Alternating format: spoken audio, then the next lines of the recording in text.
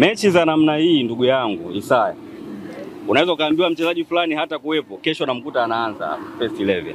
Kwa hatuwezi kuingia kwenye hiyo michezo. Na tumeona leo kuna picha na video nyinyi mmerekodi mnamuonesha eti amekaa benchi afanye mazoezi. Hiyo michezo tunaijua.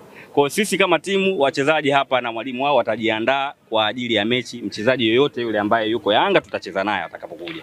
Kwa sisi hatuwezi kuangalia eti nani atakopata kuwepo, japo mimi sio mwalimu, lakini siamini kama mwalimu anaweza kawa nafikiri kwamba Dube hatacheza, Aziz hayupo. Hapana, tunajiandaa dhidi ya timu ngumu, kwa tutaenda kucheza kwa vile ambavyo watakuja.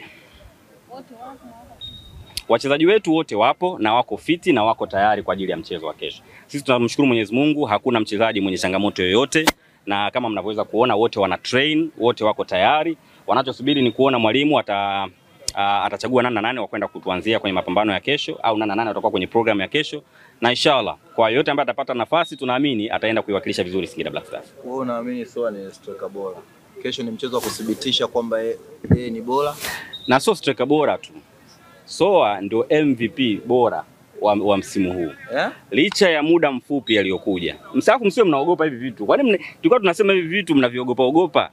Soa kitakwimu ndio mchezaji pekee kwenye ligi yetu ndani ya muda mfupi amefanya mambo makubwa ambayo wengi wameyafanya kwa kipindi chote cha msimu mzima.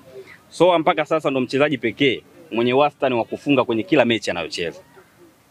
Hakuna timu yoyote, sio Simba, sio Yanga, sio Azam, hakuna timu yoyote ambaye ina striker ambaye kila mechi anayopangwa kucheza lazima afunge. Huyo ni Soa pekee. Anaachaji kuwa MVP. Au mimi ndio sielewi maana ya MVP. Atusaidie kwa sababu ni mtaalamu. Ndio nasema